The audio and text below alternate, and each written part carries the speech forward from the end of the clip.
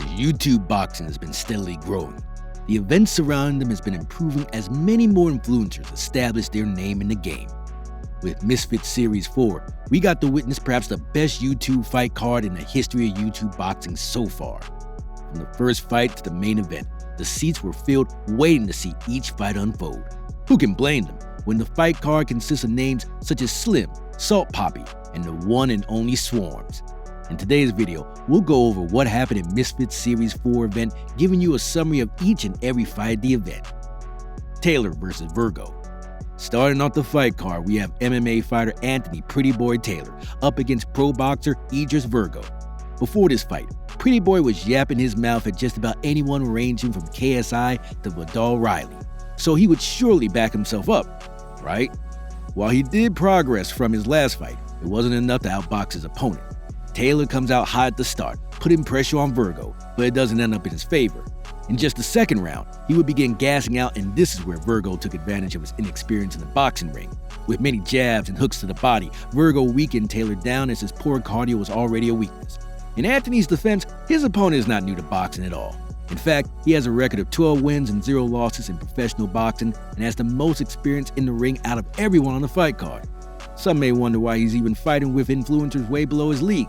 Nevertheless, the fight went to the scorecards, where Idris was announced the winner of the first fight of MisFits Series 4. Elle Brooke versus Faith Ordway.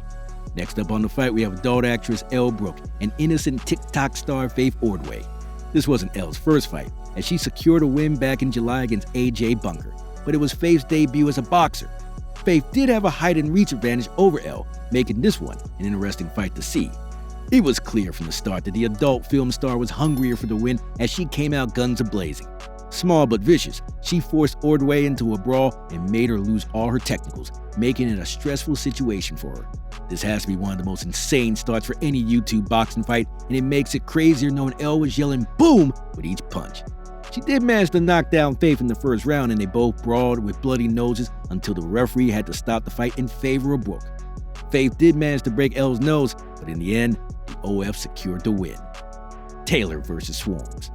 Arguably the most interesting and most anticipated fight of the night comes next, as we have the madman Swarms stepping back into the ring. His opponent, Ryan Taylor, yes, the same Ryan Taylor who went up against MMA-turned-boxer Anthony Taylor and put on a good fight. We say this because in this fight, Swarms beat Ryan with just one jab to the eye. With that one jab, he broke Ryan's orbital bone, which caused a doctor's stoppage as he was unable to see properly.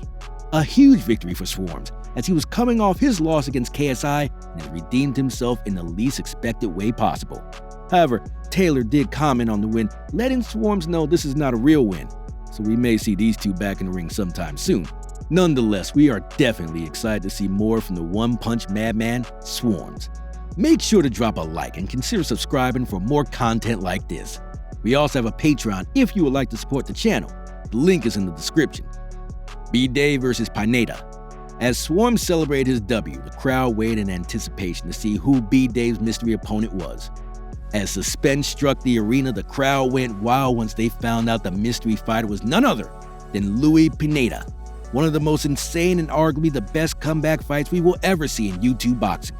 Not only did Pineda surprise us with his guest appearance, but he also shook the crowd with his performance in the ring. We witnessed a brand new fight on January 14th as Pineda delivered a fantastic fight, bringing pride to Mexico by beating B-Dave until the final bell. B-Dave did put on a good fight, considering he showed up on short notice and doesn't have much boxing experience. But he just wasn't enough to take down the Undertaker Pineda. If only Pineda showed this level of skill in his match with KSI instead of constantly holding his head the entire fight. It may have been a decent fight.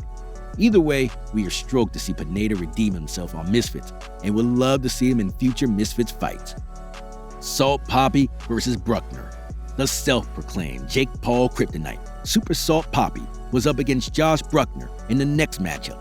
Poppy is an absolute fan favorite, especially after what he did to Andy Worski in his last fight, and the fans were waiting for another quick finish. Being one of the most skilled boxers on this card, he was able to take on Josh with ease as he read every one of his movements.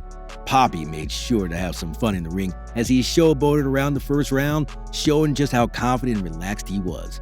Shaking his head and smiling at each one of Josh's punches, Poppy was clearly more mentally prepared. Josh, on the other hand, seemed more tense and stiff with his movements and jabs.